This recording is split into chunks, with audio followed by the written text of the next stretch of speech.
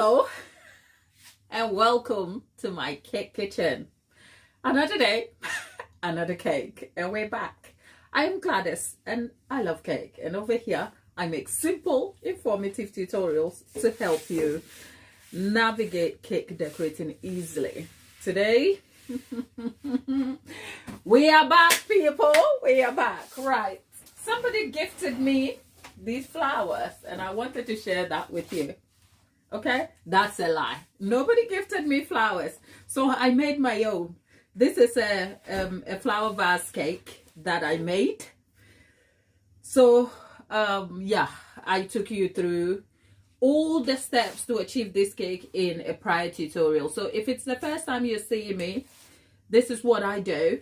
This is completely beginner friendly. If you don't believe me, check the live chat in the videos and you'll see. The intention was always to try as best as possible to make most of the cakes, or any of the cakes I can make, achievable for beginners. So we started this with a scrap cake. You'll be surprised to see what the scrap cake looked like. It looked like it needed to be bent, and with some patience, a little bit of skill, and a lot of imagination, this is what we've been able to achieve. So we'll be talking some more about this cake because during the tutorial, the tutorials were carried over 2 days. I think a total of 3.5 hours if you take away the long tangents that I went off on and the overwhelming amount of tips that I passed. I think the tutorial itself is a little over, let's say, 2.5 hours from carving to finishing the entire aspect. I think day one was an hour and 10 minutes, and that included all the tips. Of course, this is completed on a live video, so a live tutorial. So the video is in its full format for you to see. In the past, I would go back and trim the lives just so that it is viewer friendly for you, especially if you're catching up on playback. But I think I've kind of put a stop to that just so that there is an authentic feel to the video. So if you're watching on playback, go back and check the prior 2 videos. I think it's how to make, or the first one is how to carve a flower vase cake. And the second is how to make and decorate a flower vase cake. And that's just about that. So what are we doing today? I'll be telling you what we're doing in a moment, but I'm going to move the cake to the side and get in the chat and have a chat with you. Tapita, good morning, darling. How are you? Tapita showed our cake to her mom yesterday, and she said, oh, that is so awesome. Give your mom a hug for me. You know she's my person, okay? Give mom a hug for me, Tapita. Good morning. Great to have you back, and thank you for always supporting us over here. The wheels on the bus go round and round. Would I get a copyright strike for singing that? The Smiler Man. Round and round, round and round. The wheels on the bus goes round and round. All is it all day long or all through time? I think these songs have changed a lot. Recently, I was singing a rhyme that I thought I knew very well with my son, and he had a different take about it. I forgot what it was, but I remember going, maybe I'm too old now, okay? That is just by the way. Great. Was it? Oh, Lollipop was the one with the flu yesterday. So what are we doing today? Let's come back to what we're doing today. Today, we are not undertaking anything yet. And the only reason was I hoped that I will come back and cut this cake so we can discuss pricing and servings. But I'm not willing to let go of the cake just yet, okay? It's Valentine's, so I probably will let it stick around for a little while. So we're not going to cut it yet. But when I obviously get over myself and willing to let it go, I am sure I'll be back here demolishing this work of art over here, even if I say so myself.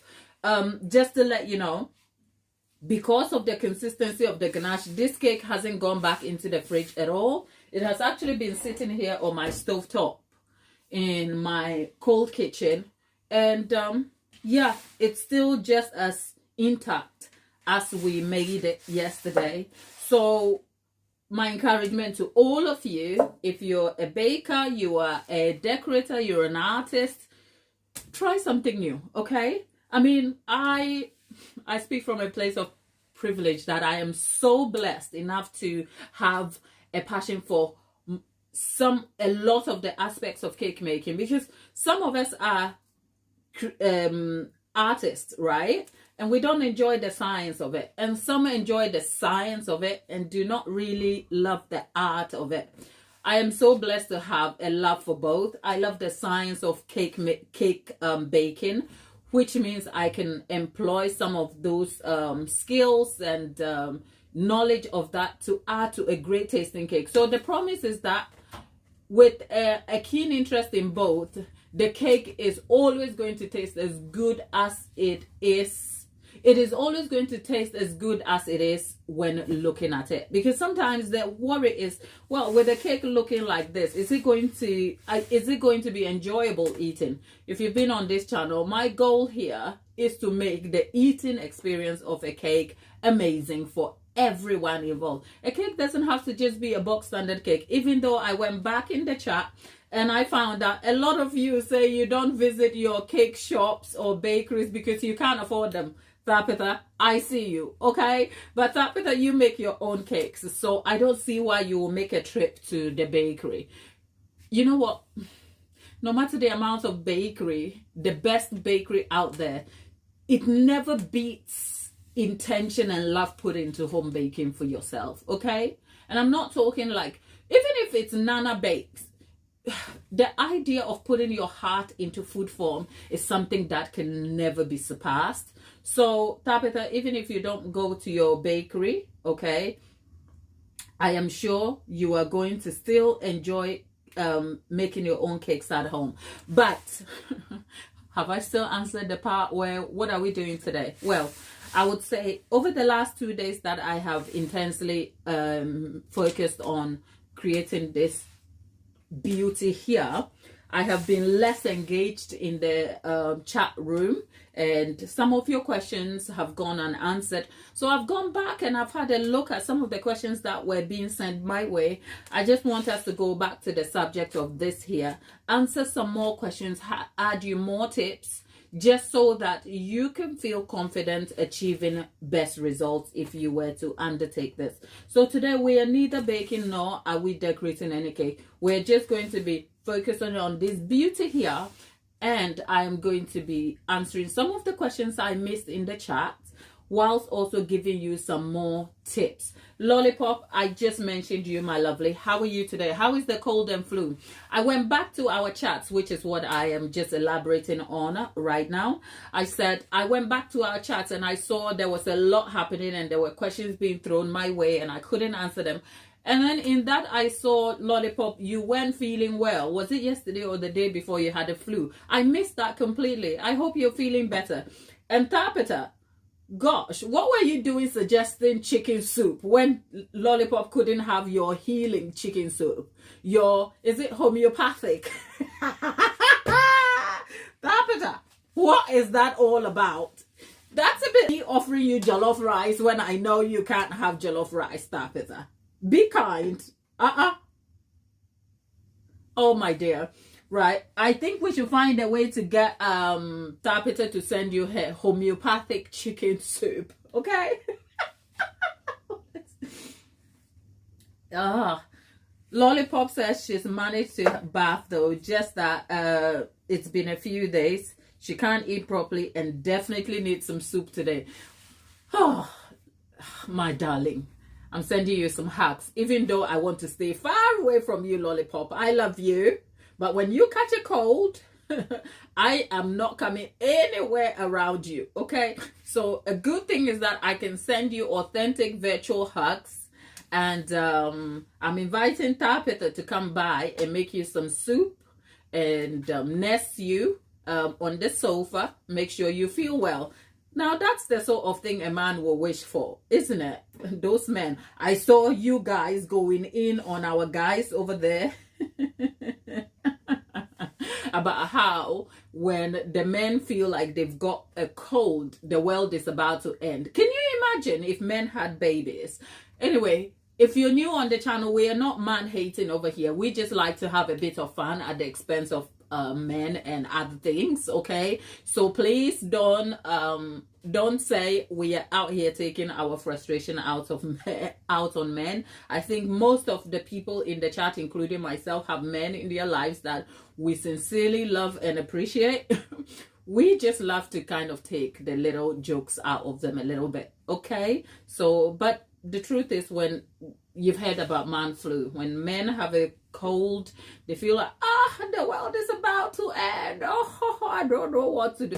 Please stop it already. Try having a baby and see what that feels like. But anyway, if you're meeting me for the first time, I'm not man hating. I love you guys. Okay, if you're a man in the chat, peace to you and hugs to you, and you're welcome in our world. Okay, even if you don't like cake as much as we do, look, a bit of dessert never hurt nobody. Okay, except our loved ones are over here feeling a little bit poorly, and when a woman is poorly, it's hard because we don't get a break, especially a woman who has a child. Like, children are an all-round clockwork, and you can hardly get a break. So Lollipop, I am sending you my love.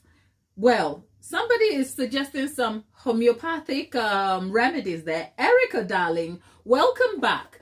Look, I will probably be butchering this or getting this wrong, but I think it's Erica on the other side of our world. Whether is it Australia or New Zealand? I could be wrong, Erica. I think you've been in the chat before. I remember you. But I could be wrong where your location is, and forgive me for that. I'm just trying to jog my memory on the fact that I know you've been in the chat. And okay, I literally plugged Erica and threw her all over there to the kangaroos. Okay, Erica made it safely back to Kansas. Great to have you back, Eric. I am so sorry. All right, so Erica is suggesting some homeopathic remedies. I'm just using that term loosely, okay? She's just making a suggestion for onions in the sock and in a bowl under my bed. Then she made a soup with lots of cilantro. Cilantro will be, is it coriander, right? I don't know why we have different names for that plant. Right? Cilantro, garlic, eggs, onions, cayenne pepper, and parsley. I think, Lollipop, you're better off with some now the English people are going to hate me for saying this, but I think, Lollipop, you want to pop around to your to the local Tesco and pick yourself a gravy pack, you know, the pack of gravy, and just pour your hot water in it, okay? And just sit there and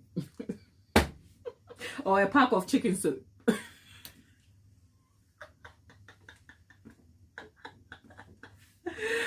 Oh Lord, I'm kidding. Lollipop, we're sending you our love, and hope you really do feel better, okay? Because a cold can be awful. When I catch a cold, right, I am such a wuss. I don't think I'm one of those women who can power through a cold. When I catch a cold, oh, I want everybody in my world to know I want to be cuddled. I want to be picked up. It's a good thing I can be picked up, okay? I'm not, well, I'm sizable, aren't I?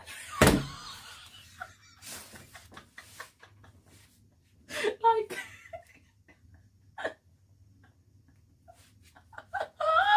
how did we get here, people? How did we were supposed to be talking about tips for this over here. How, anyway, let's just leave this alone, okay? And let's move on with the chats. Okay, coriander grow into cilantro. Okay, right. How is that? Do they grow bigger? Because I've only ever known coriander leaves to be very, very small. But anyway, there we are. So based on our conversations yesterday, there were a few people over the last 2 days who were talking to me in the chat, and I was just busy, either involved with the cakes and hardly could say anything back, or just couldn't see. Okay, so I went back and I looked at the charts and I thought I would touch on some of the things we were talking about in the 2 days.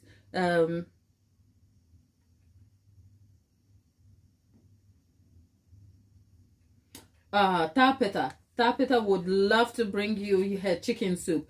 I have no doubt, Tapita, you would love to do that, you see?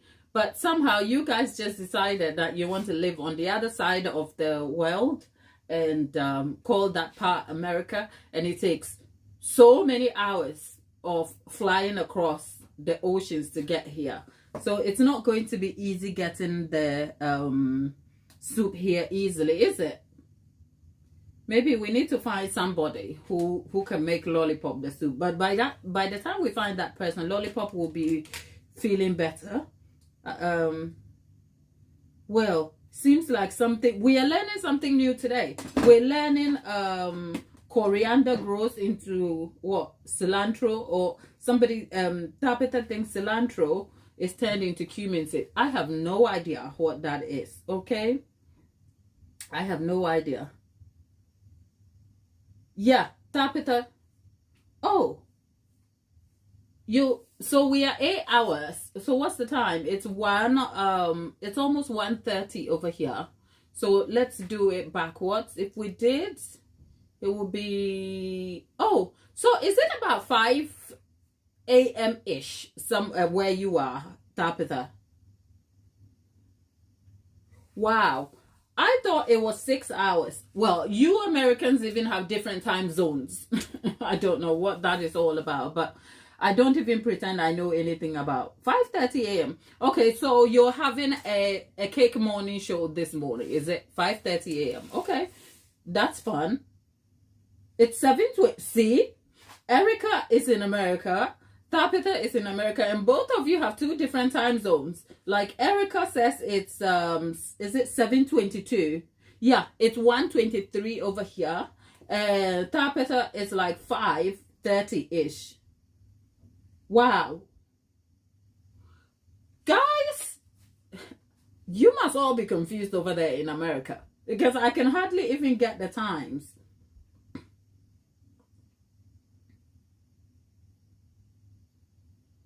Well, oh, Laura. Is Laura back? Oh, Laura, you've been in the chat a little while now. Wow. Well, good morning, good afternoon, good day, good evening. So today we are not making or baking. We are not doing any of that. We are not doing any of that. We are just going to admire our little creation here whilst we catch up on some of the chats we missed yesterday. I think yesterday somebody was asking me about the pricing of cakes. I think that would have been Priya, our friend from, I think, Malaysia. She's a Malaysian Indian who was here yesterday, and she was asking me about the pricing of cakes in the chat. And about the pricing of cakes, first of all, let me throw that to you. How much, if you made this cake, and if you weren't thinking at this moment in time, wherever you are, if you're looking at this cake, first of all, as a cake maker, how much will you charge for it? Or as a customer, how much would you pay for it? If you don't know anything about cakes and you're not a baker, assume the position of a customer. That if you wanted to buy this cake here, this artistic cake for a loved one, how much are you willing to pay and how much is too much? But if you're a cake maker, maybe having a sort of understanding of what it would take to have made this cake, how much do you think you will charge? I am just curious to know. Leave your thoughts in the chats. Laura, are you in the UK? As in whether it's England, Wales or Ireland? Because that has simply escaped me. Are you in the UK, Laura? Right? Okay. Lollipop suggests. So Lollipop, if you were selling this cake, you will consider it for 180. Oh, okay. I thought so. I thought. Oh, Ireland. Thank you. That's Laura. Laura is joining us from Ireland, because I went back to the chat and it was lunchtime for you, I think yesterday or the day before. So it's great to be here. You wouldn't pay any less than £100. That's Tapeta. So Tapeta, be specific. So we know that even if you were going to buy this cake, you know that you would be expecting a quote of more than £100. Is it 100? Well, my American audience define it, because the pounds and the dollars are different, right? So Lollipop says 180 pounds and Tapeta says 100 plus. American okay, so she'll be, well, the American dollar against the pound over here will be, I might be wrong, will be about 70 to 80 pounds. So right, so Tapeta, Lollipop says she will pay 108, she will charge 180 for it. Just to be fair, I'm doing the conversion in pounds, right? So Tapeta would consider, like, let's say 80 pounds ish for that. Yeah, Erica, it's a cake.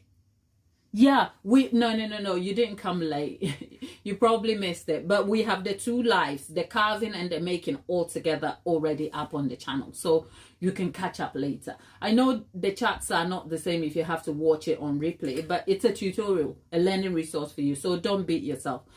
I just made time to come back today to have a conversation about it so that I'm not too busy about the cakes, right? So Erica... right, Erica says $180, which I guess will convert to, I might be wrong, we can look at the conversion rate later, but $180 will probably work out 150 to 160 UK pounds, right? Laura says 150 plus. Okay, Laura is in Ireland, so that will be in euros, which may not be too dissimilar. Yeah, at 200 euro mark, sort of. Okay, so let's keep going. Let's see. And I'm curious to know why that is. I'm curious to know why the numbers vary. I think at this moment in time, Tapeta is the lowest on the suggestion, which is fine, right? But I'm curious to know what that would be about. Yeah. So okay, $180 is about 180 pounds is about $223. So Lollipop, kindly convert the $100 to pounds for me so that we have the exact amount in the chat. So convert it for me, let's see. Okay, which is $100 if you can, please, just so that we can see. And then we can talk about cake pricing, especially artistic cakes like this. I will be interested to sort of give you some pointers. Most of the time, I try not to get into the subject of pricing a lot. The reason being, you will never know for sure. And the truth is, pricing is all about psychology. It's about psychology. It's how you perceive the thing. It's how you perceive the value. It's how the experience, what your belief system is, what you would pay, what you determine as valuable, okay, and what you would pay. So I think when it comes to the subject of cake pricing, one of the contributory factors to why cake pricing is really difficult is because sometimes cake makers are less confident in themselves in charging or demanding how much their skill is worth. That is a huge thing in the industry. Then there is underlining layers of what? The lack of understanding between what is deemed of value to the customer, because the customer thinks that just because they want a cake and the perception of flour and sugar are sort of this less than value, sort of inexpensive items sitting on the shelves in supermarkets, they think, okay, how hard can this be, right? So because they're coming from the point of view that sugar, flour, worst case butter, it's not that expensive. So why is this thing put together so expensively? the intention of the skill level that is employed to create this butter and sugar cheap thing together is almost completely negated. Then the problem is even made very worse by the fact that cake makers and their lack of confidence drives down the value of their own products. I cannot tell you how many caking groups I have been in, and cake makers are fighting each other over what somebody else charges for their cakes. And I'm like, what are you doing? And the worst part is the sort of cake maker who is trying to impose their belief system and values on another cake maker. I probably have come under fire for being too expensive. Guess who is driving that judgment? My own fellow cake makers. And I'm like, whoa, it's not my fault you're charging cheap for your cake, and I'm not even judging you, right? So the subject of cakes and pricing is at the core of it is a subject of value system, self-esteem.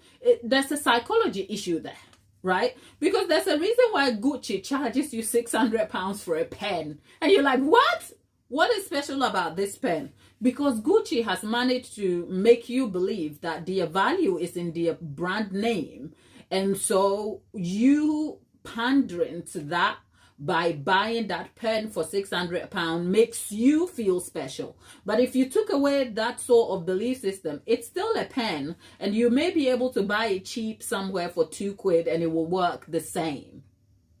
Does that make sense?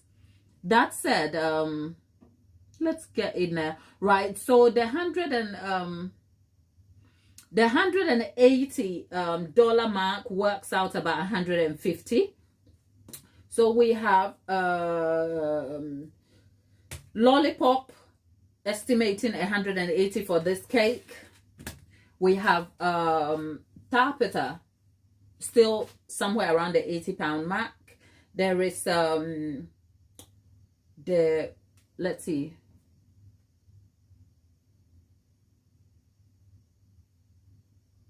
Right. So $5 for a cake. I don't know. The price and availability is always, yeah. You know what? I think, okay, so let's break down the elements that go into pricing, just so that you have some rounded idea. At the core of pricing, if you look at pricing structure, bear in mind, I am trying to enter this conversation with the most simplistic view of it, right? Because so many factors do influence the pricing of a specific cake. First of all, the sort of business structure of the business will hugely determine their pricing plan. So for instance, forget the fact that I am a lone home-based bakery, right? The fact that I have all these gadgets and equipments does support how much time I spend making a particular cake, and therefore it influences how much my pricing structure is determined even before I come down to ingredients. And that's a huge variability, because whatever I charged for this cake, if a beginner who is just starting cake making is using a hand mixer, and just one mini style mixer over here is trying to make this cake, it will take them days and days. Not to talk about the fact that their skill level also means that they may have to work really slowly, right? So if we are charging just by time, there's going to be a huge disconnect between the various capabilities and influencing factors. Does that make sense? So from that point of view, cake pricing is never going to be equal across board, because there are different people, different equipment, and different business structures affecting the price scheme to start with. And I don't say that as though as a home-based baker, you have to be literally more expensive than a bakery style baker who churns out cake. No, that's not the point I'm trying to make. If we're talking about a home-based baker, like I have a commercial oven here, I have a home oven here. So say the amount of time it will take me to derive a 4-tier cake over 3 days is faster than a beginner will derive a 4-tier cake who has just one small home oven. Does that make sense? So equipment, the amount of equipment you have will definitely affect the amount of time you spend. And if you're only going to be charging by the hour and by the time, including your ingredients, there's always going to be a huge variation in the price point. That said, if you wanted, I just wanted to make that point and then put it aside, and then we'll come back to the basics of the pricing structure. At the basics of the pricing structure is what? Your ingredients and materials. No matter what, the cake has to be made using ingredients. Sometimes the ingredients are to be bought specifically for the cake and materials. Look, if I wanted to gift, I've come to realize, I'll say this out loud for what it is worth. Sometimes the amount of time I spend gifting people around me cakes is more expensive than they will ever perceive it. Because if I went and I bought my very good friend a box of perfume for £100, okay, that in terms of value is way cheaper than the amount of time I spend carving them a cake. Because if I was charging myself a standard of, let's say, £25 per hour, and I put, say, 4 hours into making this cake, that £100 is already gone. And we're not talking cake boards, fondant, we're not talking the extra elements of the flowers. These flowers cost $19.99 on Amazon, right? Don't forget, I pay for Amazon, what do you call it, Amazon Prime. That is $8.99, and that cost is broken down in small detail in addition to extra cost when you're pricing your cakes, right? So by the time I make a cake like this for a loved one, I'm gifting them something that is worth over £200. But sometimes, not to say the people around me don't appreciate me, they do, but I realize that sometimes people who don't perceive the value of cakes, not to talk about the immaterial aspect and the invaluable aspect of gifting somebody your handiwork, don't tend to see that this is way more pricier. And from that point of view, you can almost see why customers sometimes do not see the value in the product. Does that make sense? Let's get into the chat and see.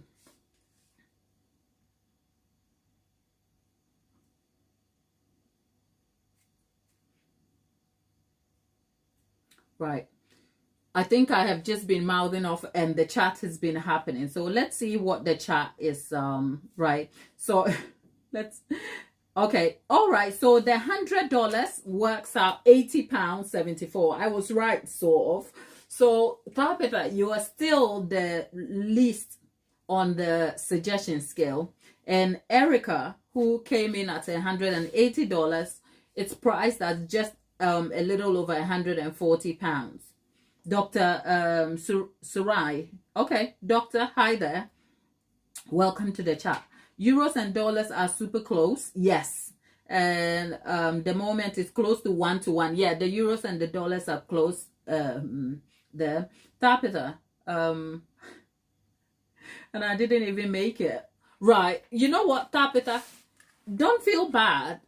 The suggestion for why you made that answer means that you have something to consider, so you can go back and sit back and think. But if you struggle with pricing, right, I'll give you a tip that should help you put your best foot forward. We are never going to be able to determine if, say, when I speak to other cake makers and beginners who are trying to establish themselves, pricing is always a problem. And here's a fact for you. I cannot promise you I can help you solve that problem if you don't address the inner problem itself, right? Because by standing here, okay, so I'll come to that. Let me just hold my thought, because I do really feel strongly about pricing and I do get animated, but I can also relate to when I started, even with the skills still growing. I've made some really terrible cakes in my opinion, okay? That is way when I started.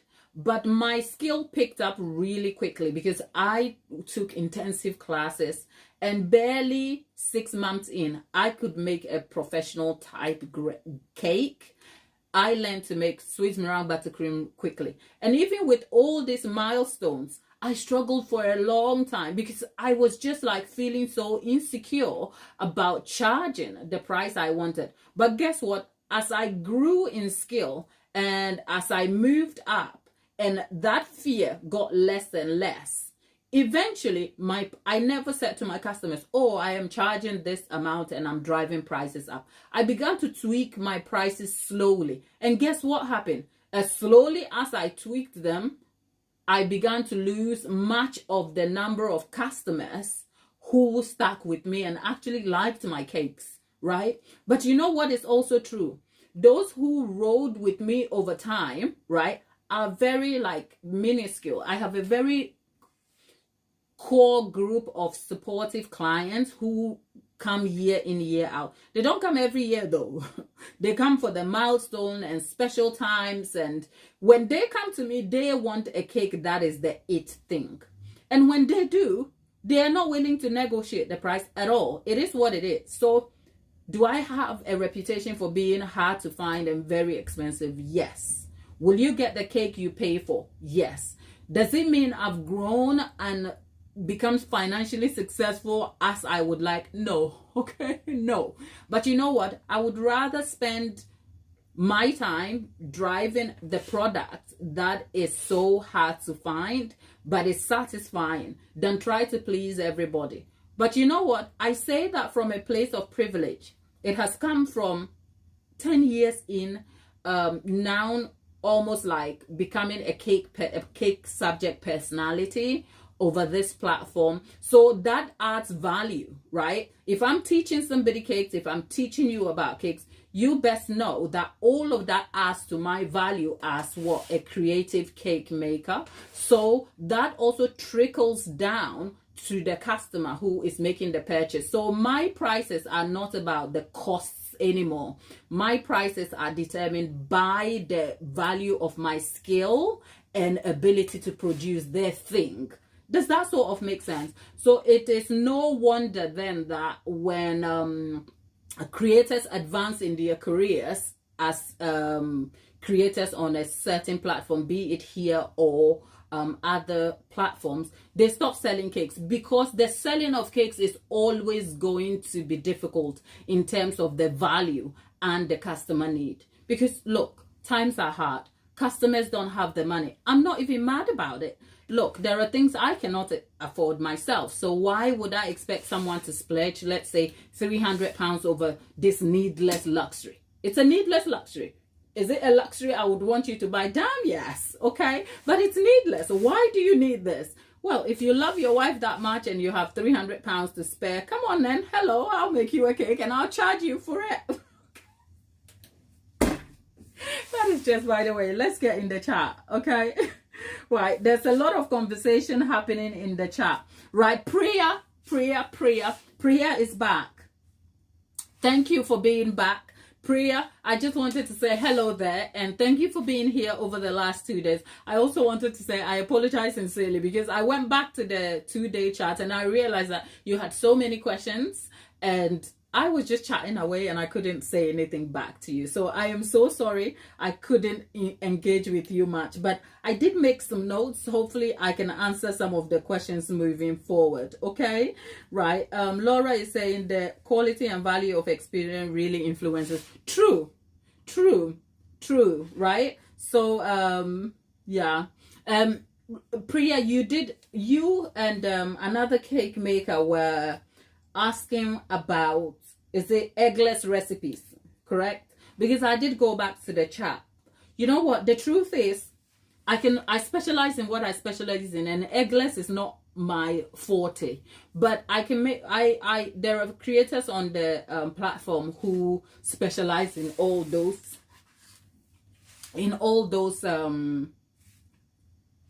recipes, and I think you can check some of them out if you know who they are. I am not so sure. I've tried a few eggless recipes and I haven't really liked them so much, so I am not so sure, but I'm sure there are a lot of us.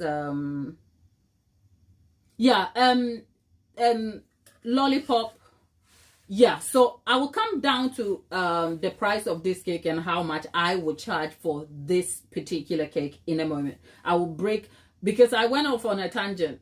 I was supposed to be telling you the price structure so that you have a sort of idea about what that looks like. So yeah, I will, by the end of this video, I will tell you all of the things that what I would charge for this cake and why I would charge that price without having to justify my price. Okay, that said, we were talking, let me say, cookies and cream. You know what, Priya, you were asking about the cookies and cream. I don't have an eggless recipe of cookies and cream, but my cookies and cream is just a variation of a vanilla cake. Okay, I know there are some a vanilla cake that has some Oreos and stuff in it. It's still good, but if you're looking for an original cookies and cream, I don't have that. I just have an adapted recipe for my vanilla cake, and then I make it into a cookies and cream. So I think I've made that. I don't even call it cookies and cream. I call it the Oreos vanilla. But I know the cookies and cream is supposedly a different sort of cake, and I don't have that. That said, I'm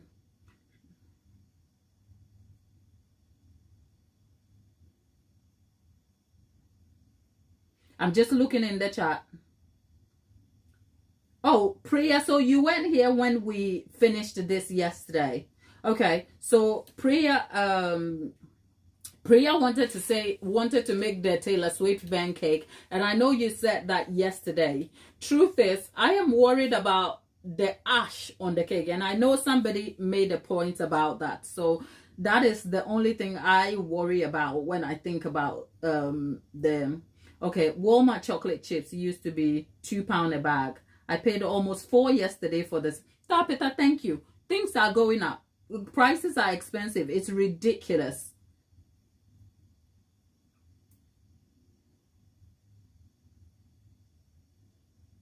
Tapita, baking is off limits in the house, right? So yeah, I remember Tapita.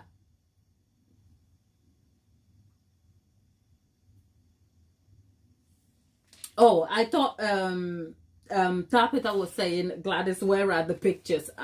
You're answering Prayer. Yes, my recipes and everything are on the long form.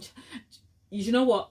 If you go to the home page and then you see videos, shorts, lives, and what have you, if you scroll down the lives, you will see so many of my recipes I have recreated on lives, just so that you can see how dependable and adaptable they are. The community page is simply Erica. The community page is where you're watching this YouTube live from. If you go to my homepage, as in the Gladys Cake Kitchen homepage, it will serve you the videos, shorts in categories. So the categories has community. That's where the community post is. So if you click on the community post, you'll see pictures. Those are just ways to sort of like interact with you guys. You can respond to comments, and I am just more active. I have a Facebook handle. I am available on TikTok, but those accounts are not as active as I am on YouTube. I am primarily active on YouTube, and you'll find me generally on YouTube. So either you leave me, and I try to be very responsive promptly. So I talk to Lollipop all the time on the community post and in the comment section. So go where do you, yeah, so instead of videos, playlist, hit pop. Yeah, I have a playlist for, say, simple classic recipes, which is the most recent series. I think I'm trying to wrap those up. I have Baker series, which is Baker Diaries, which is a vlog of my baking activities. You will see me behind the scene doing baking stuff. And then there is obviously the live format, which you can catch up on. So all of that is just to provide avenues and formats that can be easy to digest. The lives are by far my most interactive and the most long extended videos. And I love them for the connection, for the ability to explain things, the ability for you to be invited into my kitchen so you can see what I do every day that I'm here. I think I'm now going to commit. I agree. I'm committing to this. We're doing the lives Tuesdays, Wednesdays, Thursdays. You're going to have to try and forgive me if I get it, because the lives are also determined by the amount of work I have in a kitchen.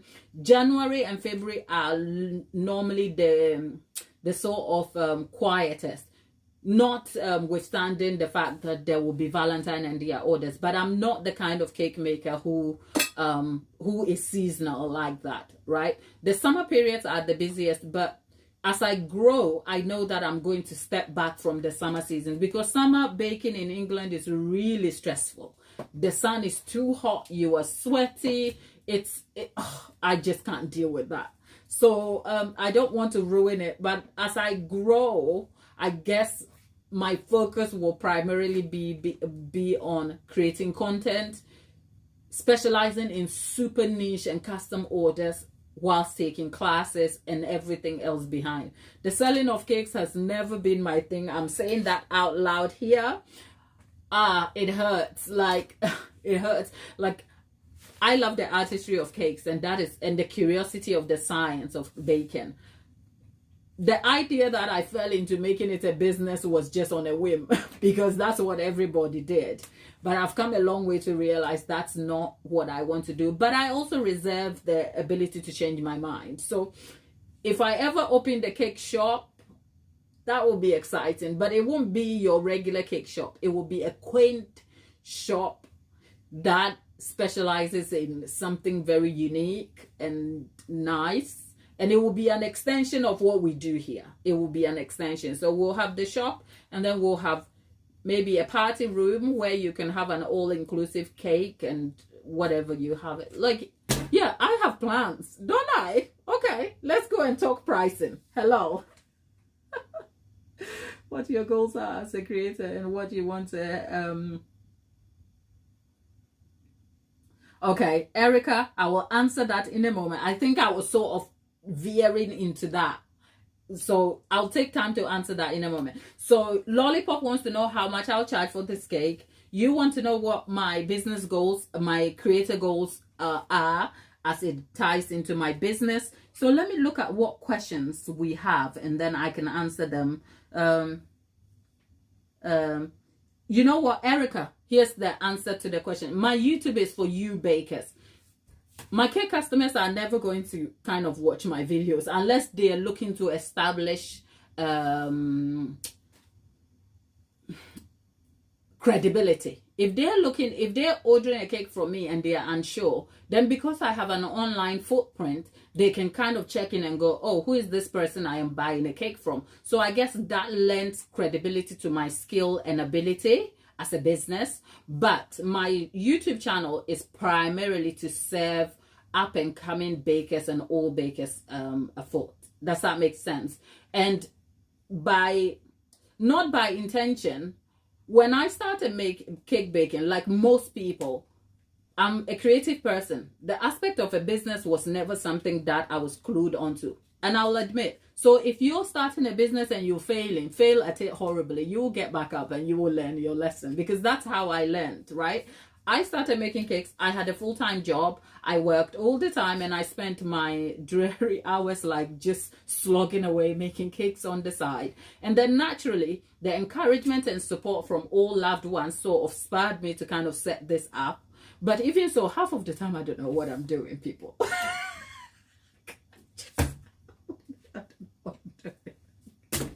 Okay, so if you've noticed, the YouTube channel name differs from the business name. My business as a cake maker is Gladys's Gourmet Cakes, okay?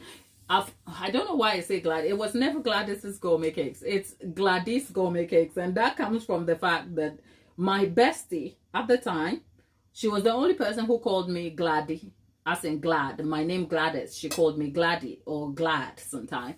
So when I wanted to derive the business name, I came up with a few things, and I thought I'll go for Gladys Gourmet Cakes. But as you can tell, Gladys Gourmet Cakes, if I shorten the name to Gladdy, Gladie, as in Gladdy, it will be too many vowels with an apostrophe S.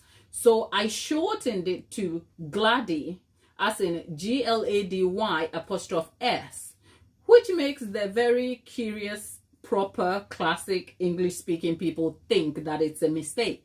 So I've had people in cake groups actually go, oh, you want to check that it's spelled wrong, because Gladys's, which shows possession, should be my name with the apostrophe at the end, showing Gladys's. You can't have the S apostrophe S. So in classic English, it should be Gladys's Gourmet Cakes, which is Gladys with an apostrophe S. Now look at me going on a tangent about something so random, right? So my business name is actually Gladys Gourmet Cakes. It's spelled Glady apostrophe S. It doesn't indicate possession, as in the possessive pronoun of Gladys's. It's Gladdy, as in if I assume the name Gladdy, then my possession pronoun will be Gladys Gourmet Cakes. And that is the business name for customers. But when I made it onto YouTube, I wasn't keen on transitioning the business onto YouTube. So I created Gladys Cake Kitchen as an avenue for fellow upcoming cake creators and cake makers. And that's the intention. So I have Gladys Gourmet Cakes as the cake selling aspect to customers. And I have Gladys Cake Kitchen as the avenue for you guys over here. And that's the simple distinction. That said, if you check the homepage, you'd find a link to my website, which is represented as Gladys Gourmet Cakes. Except I am hoping that as I grow, I will transition all of it to the cake kitchen. And I don't know what the status of the gourmet cakes will be. I don't know. That's a lot. Lollipop. I am with you, okay? As an immigrant who has learned, English is not my first language, okay? Even though it is my best spoken language, even over my Ghanaian languages. I speak, let me think. I speak at least 3 Ghanaian languages. Okay, at least 3. Let's see, I speak Chi, I speak Frafra, and I speak a bit of, yeah, so English is my best and most, but even so, some days I'm like, I don't know what I'm doing. Okay, well, as long as you can hear me. That said, let's see.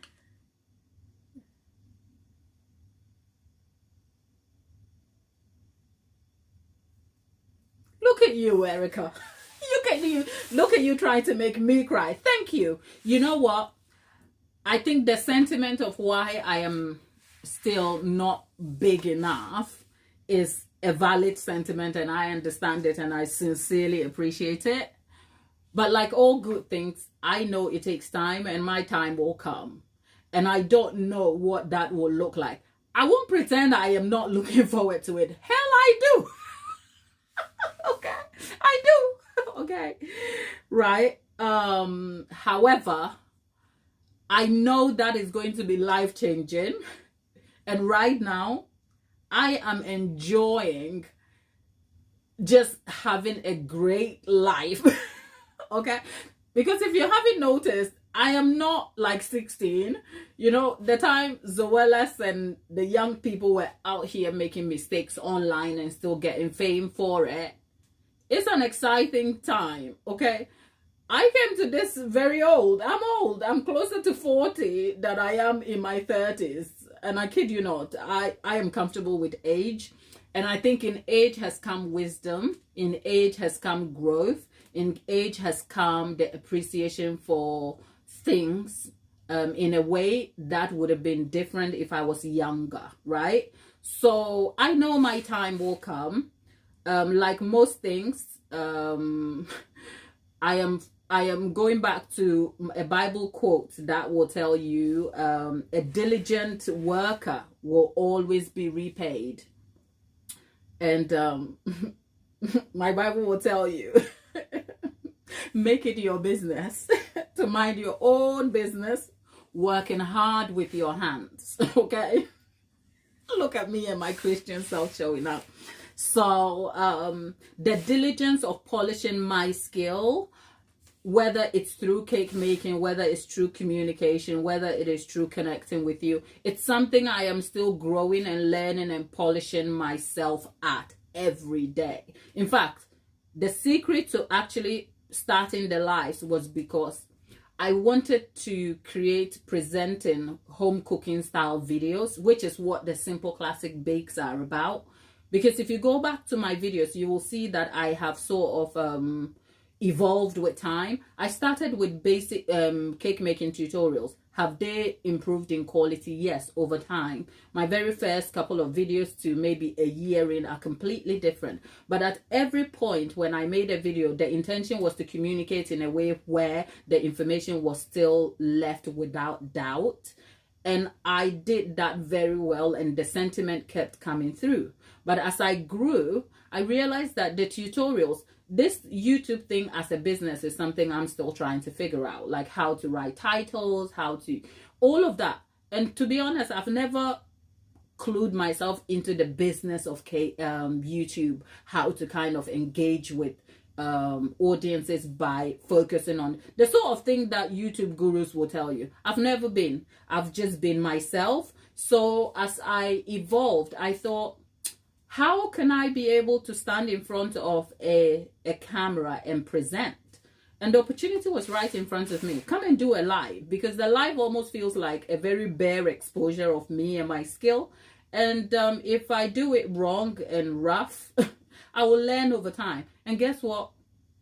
When did I start the live? Sometime last summer, I think, when I started a series where I was making a cake for a couple who then changed their mind about the options they were served. And I came back and I did a whole thing about it. And then the response grew, and I realized that I felt better at my skill of communicating. So what I do here with you, I don't have any notes. In fact, the notes I have today is this, and as you can see, it's very like scribbled and scrumbly. And the reason why I made these notes is because I went and I looked at the chats that we had and what I missed.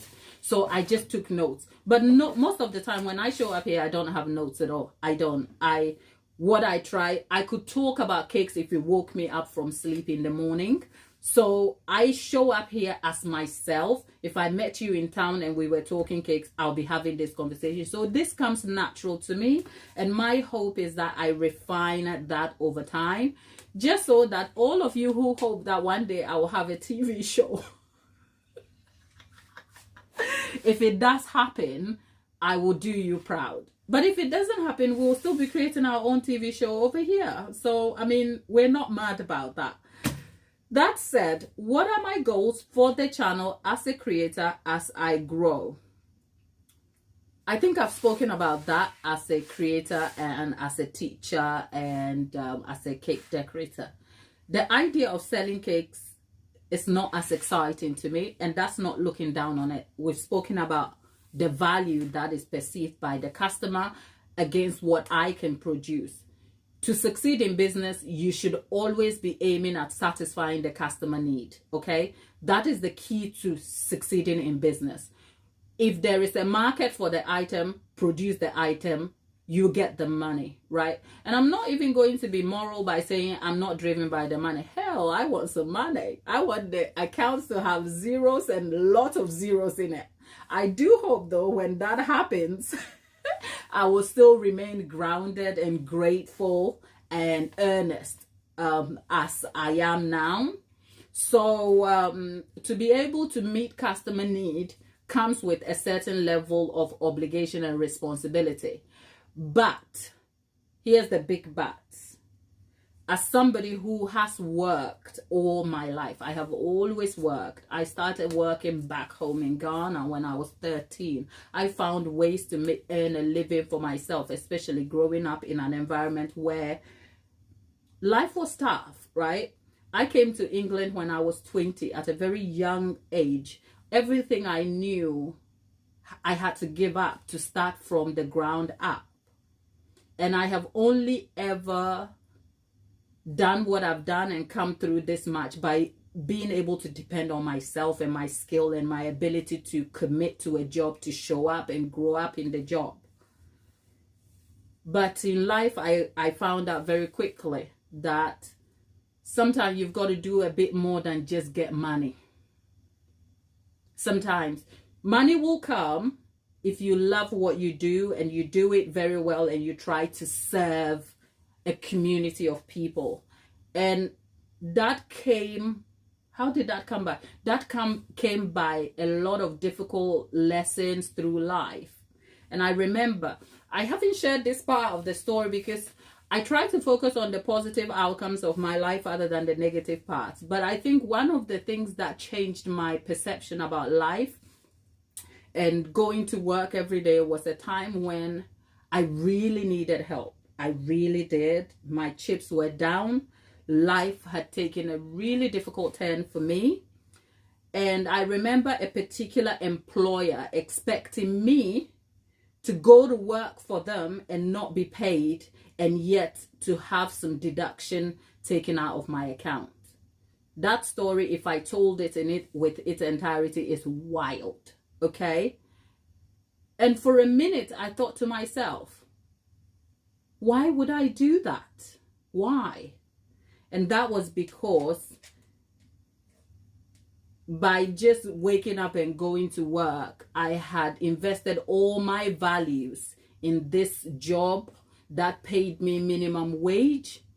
And I guess by investing my value and my being in just deriving an income, which is not a bad thing at the time, because sometimes in life you've got to do what you've got to do, it emboldened this employer who, over the course of working with them, wasn't particularly kind and empathetic in any aspect of their business. And this is not a personal thing to me anyway. It was the culture of the business wasn't one that was very positive, I would say. So this employer felt so confident that by literally bullying me in the job would make me succumb. And it was just one of those times where I decided to have a fighting spirit, even when chips were down. So I stood up to them in the best and polite way, because I still had to remember they were my employer and I didn't want to be fired even in that moment. But I also made a point of confronting the issue as professionally as possible by standing up to them and saying, no, I don't think it's legal to go to work, not be paid for the job, and then to have money deducted from it. Didn't make sense. And I think that led to an impasse.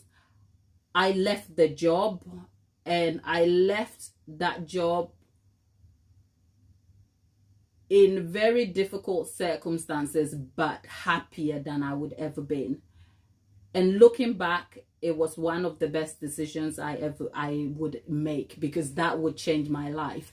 The ability to stand in front of fear and say no, and risk being fired, and risk not have an income, and risk not knowing what my next goals and steps were incredibly difficult. I lost so much in that situation. But I walked away knowing that I stood up for something that I believed in, which is that I wasn't asking for much. I was just asking to be paid what I am contracted to do and not be made to feel less than. And by so doing, I have only ever rose every time I have fallen. So I say all of that to say, how does that tie into my goals as a creator? I want to succeed financially. Okay, I do. I am not even lying about that. I want to succeed. I want to provide as much value. I want to build this as a business. There are so many aspects that I hope that this will evolve into, right? I want to do that though in the most diligent way, the most value-serving way, the most heartfelt way. And I really don't know if a business has room for that. I really don't know. I don't know. Maybe that's a scam in itself. I don't know. But having the intention is not a bad thing. So my hope is that I will continue to derive value as much as possible. If this grows into online classes, in-person classes, we will look at that. In the immediate time, my goal is to transition this into a live show, as in a proper live YouTube show, say a morning or late afternoon show where there will be call-ins. But all of that requires investments. So at the moment, YouTube doesn't pay anything. I think my only ever payment from YouTube was about £76. Can you imagine? And I've been here 4 years, right? So I do this more so for the love of it, but also for the opportunity that it will eventually grow and it will become something successful. I think I've been going on a little bit now. Let's stop and get in the chat. Right?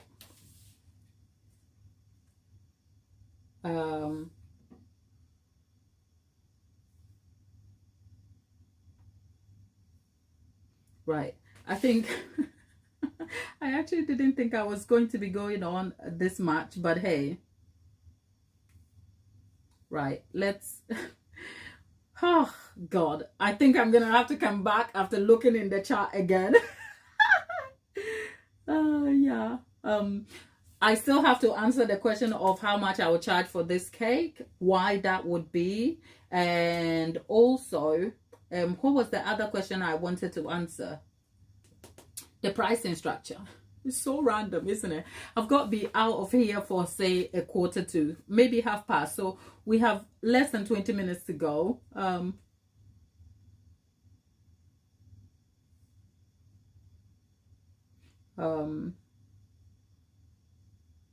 Erica, I hope I've answered your question, albeit in a very long-winded way. Okay? We love the bouquet cake shop. You know what, Laura, you never know, because it would be lovely to have a boutique cake shop. Okay, just a boutique cake shop, not so much for the selling of cakes, but as an avenue to also like interact and catch up with you guys. Maybe I'm in my head a little bit. By the time I get there, it might just be like, okay, she has the boutique shop, she's never there. Okay, I don't know. Priya, you are an inspiration for me. Thank you, Priya. Thank you. I spoke Lollipop, you spoke in English. Look at you.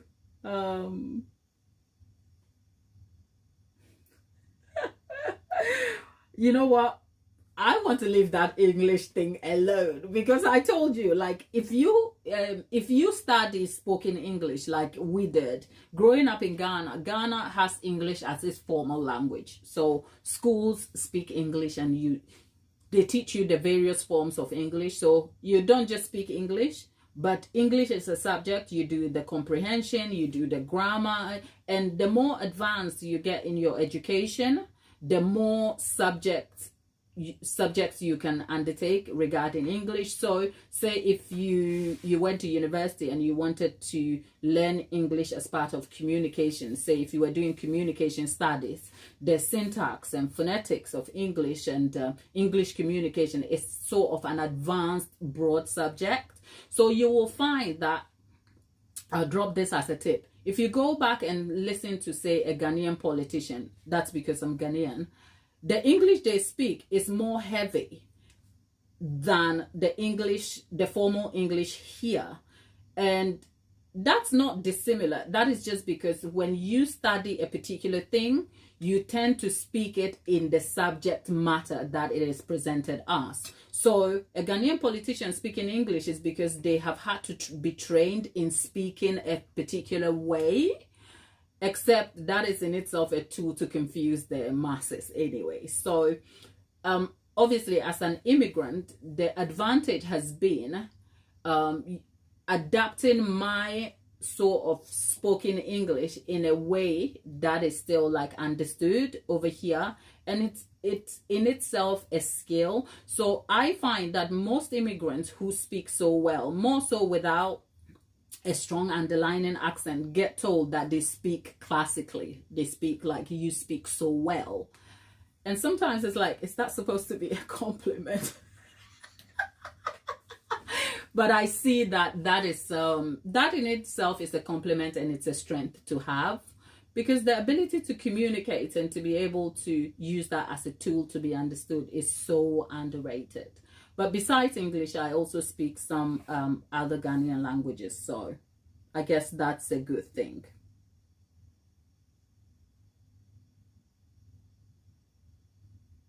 Priya, thank you so very much. So.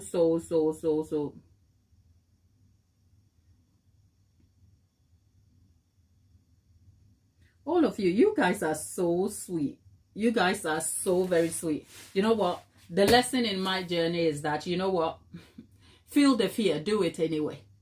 Feel the fear. Oh my God. Will it ever come easy? No. You will feel fears in many aspects of your life, but do it anyway.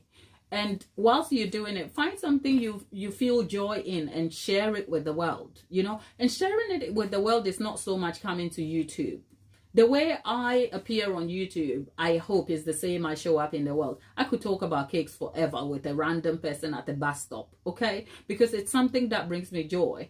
And yes, I know some people just feel like, can you just stop? I can't. I love it too much.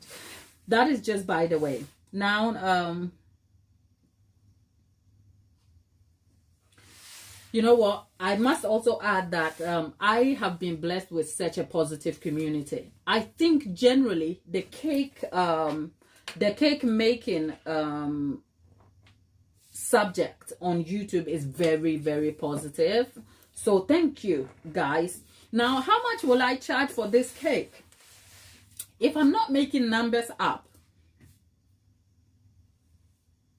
I would charge no less than £300 for this cake. I guess I have to say I mean 300 UK pounds.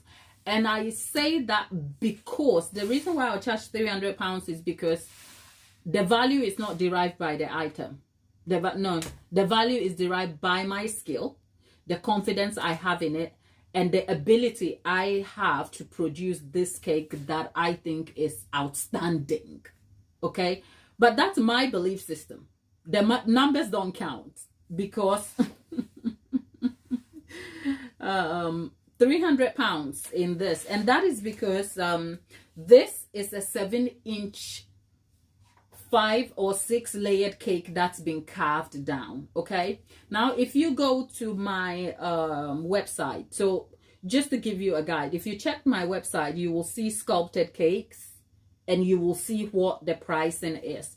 I price my cakes by servings, except if they are sculpted.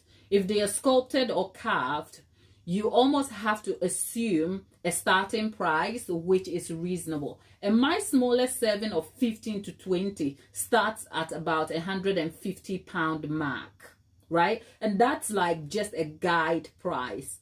By the time we create the item, which doesn't actually normally consider the servings, because if you want, say, a realistic vase as this is, and you want to serve 10 people, I'm not going to be able to reduce this to serve 10, because if I did that, the idea of the item will be lost. So this is a 7-inch cake that has been carved to almost a 5-inch cake, standing at, let me just, it is standing at, I'm not measuring the flower side. It is standing at the top at nearly 10 inches. Okay, remember, this doesn't have boards lifting it, so this is solid cake standing at 10 inches. The regular cake serving serves the regular, like as in conventional cake sizes, are 4 to 5 inches. So this is double that. So this cake is going to serve more than 20 to 26 servings, right, for the size we're looking at. If I was charging a serving how much is dessert? Let's face some numbers here, just so that you can see what I am bringing to the table here. If you went to, say, TGI Fridays, and I picked TGI Fridays because my US audience would know what that looks like. If I got an Oreos milkshake from TGI Fridays, it would be no less than £7 per jar for me.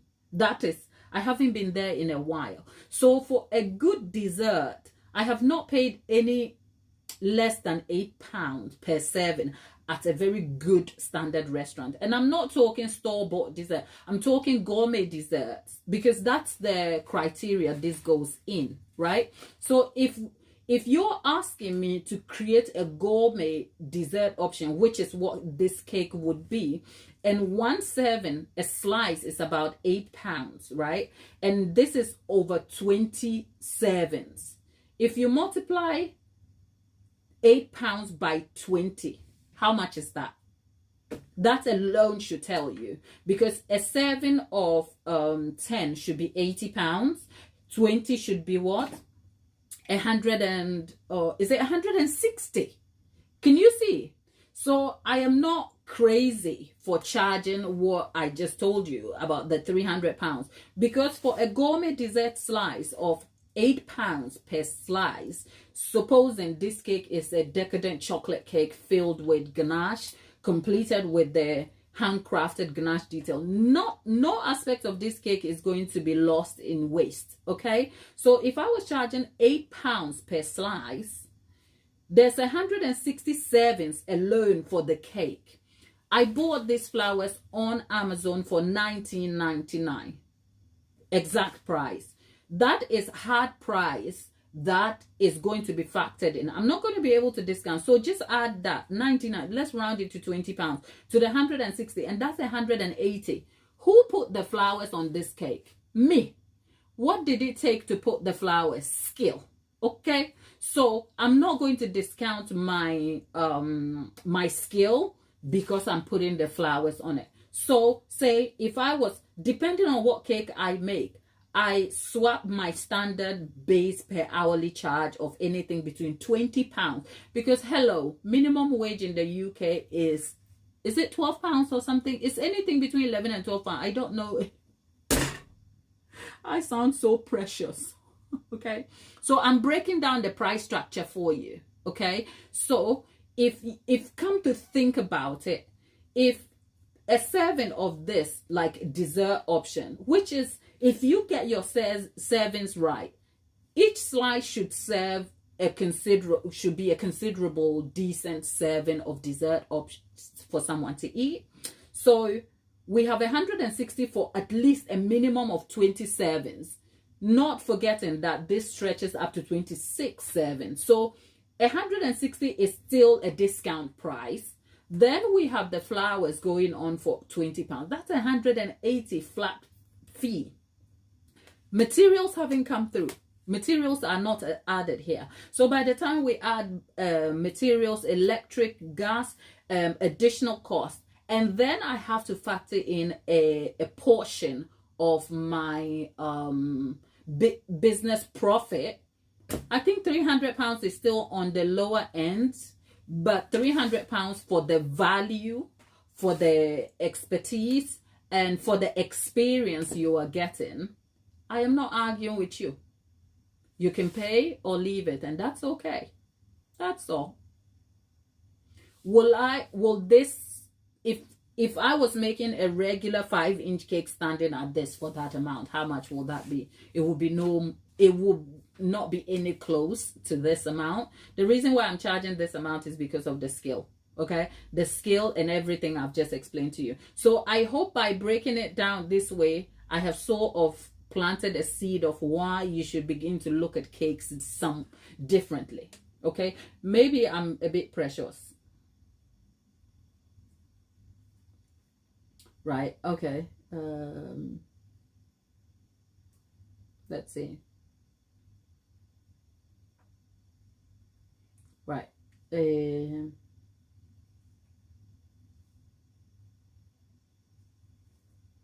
Lollipop and Tabitha having fun over there.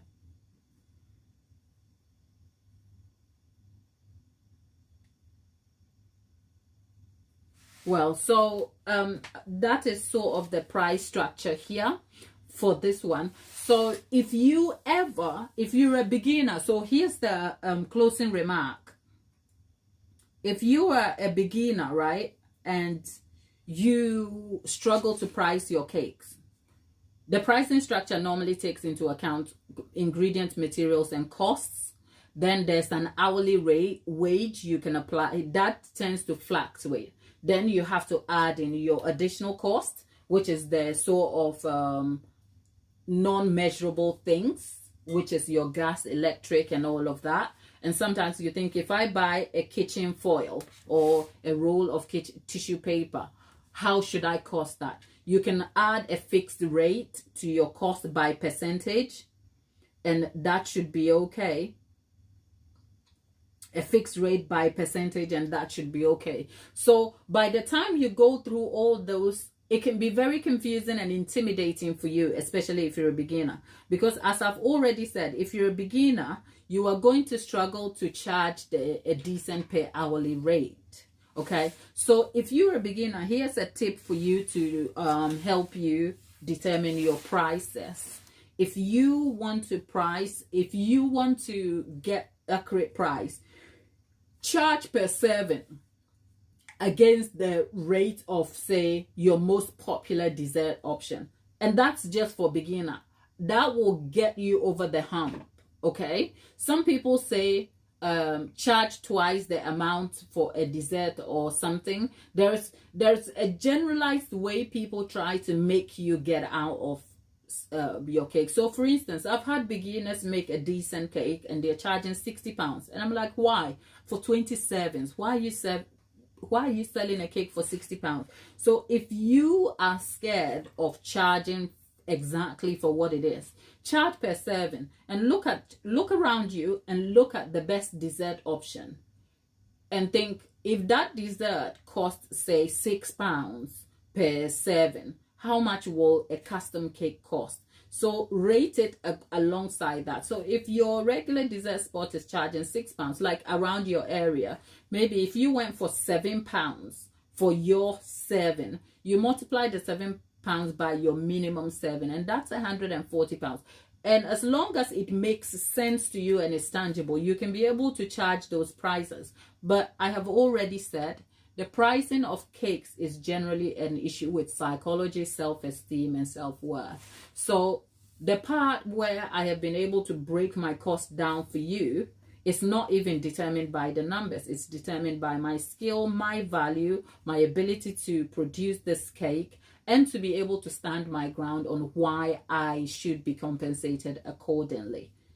Am I happy to lose a customer? As long as they feel they cannot afford this, I am not sweating. I'll go find a minimum wage job and be happy doing that, instead of losing time to please the customer, because that doesn't make sense. Have I made cakes for cheap?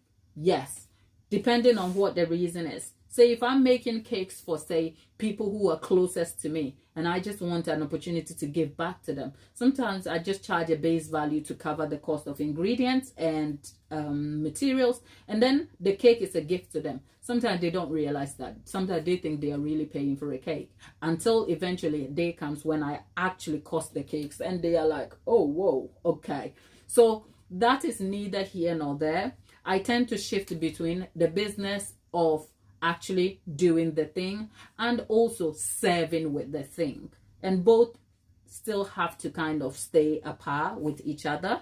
So with that said, if you're a beginner and you struggle with pricing, consider your favorite dessert and assign your servings to that.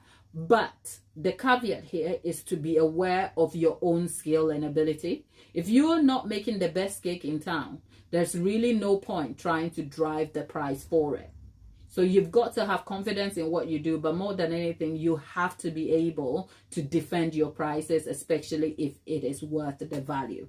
That is my biggest giveaway to you over there.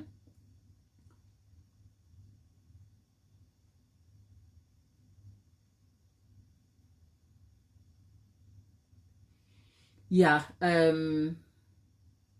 Erica, I can completely understand it, but never give up. You know what, when beginners speak to me, and I speak to a lot of beginners about cake making, and the biggest thing is pricing. They're like, you know what, can I don't compare yourself to other people.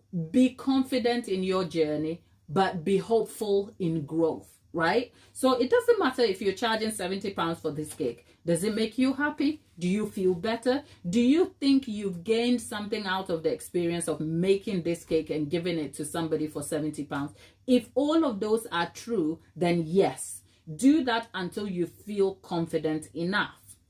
But if you're losing sleep, not looking after yourself, your children are losing time with you, and yet you are giving this cake for £70 just for the sake of, that's not good for anybody. It's not good for you. It's not going to be good for the community of cake makers as a whole, because that drives the value of how people easily tell you, oh, I got a quote for this amount, and they're happy to tell you that in your face.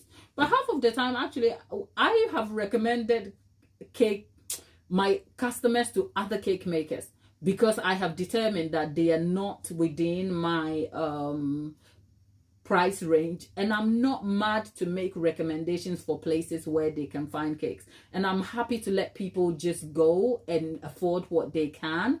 But all of that is also in the psychology and experience one feels. So be kind to yourself,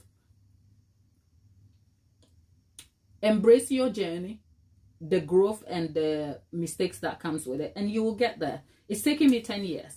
I cannot even believe that I'm talking pricing out loud. I used to be terrified. Oh my goodness, I still do. There were days that I would charge a customer, like I'm bold about it. I do the price, and they're like, okay, and I go into my bathroom and I'm like, oh, did they just say okay about that? So it's neither here nor there. Okay.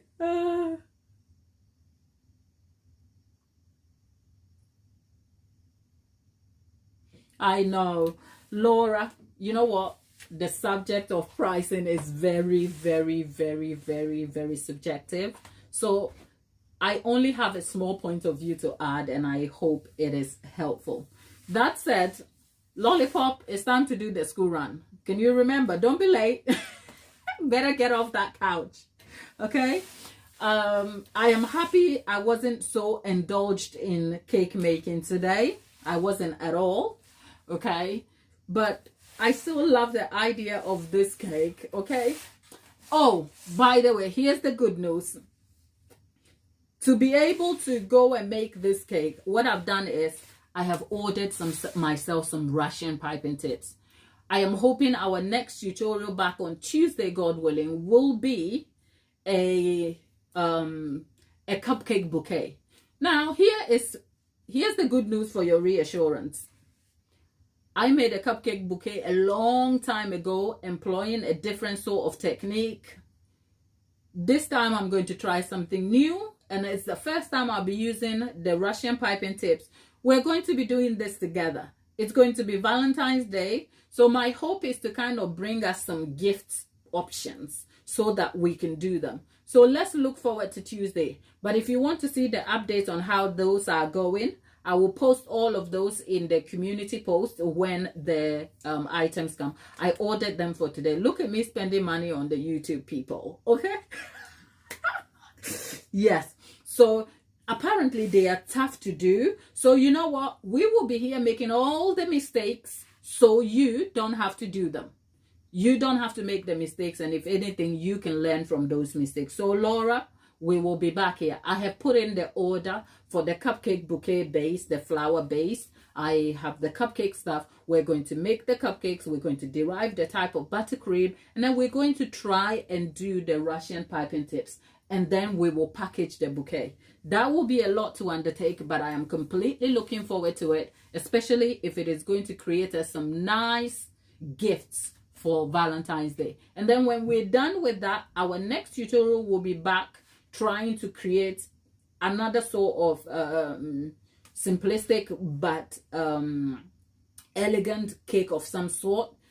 As always, if you have suggestions, leave them for me so that I can go back and come back and create that. I think one of the new ones to go, because remember yesterday we were talking about recreating this in some forms, say the flower pot. So I am looking at trying to recreate a stripped back flower pot, and then by so doing we can add a few different textures. So maybe a flower pot sitting in stand with the soil and bits and bobs. I don't know. I have to sit there and think about how realistic the what we are going to do would be for a complete beginner and dear journey, because that is the heart of these tutorials. So I'll be back here soon. Otherwise, for all of you who are here, who support me, continue to do.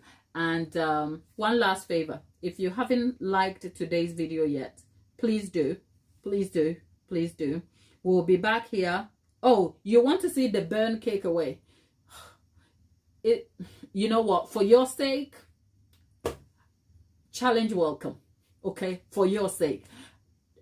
I guess I'm not doing this for me. So you know what, I haven't tried one of them, and it's for the sake of food safety. I don't like the idea of the ashes, but you know what, I'll take one for the team. Let me go think about it, see what how I can create that safely, and then we'll see.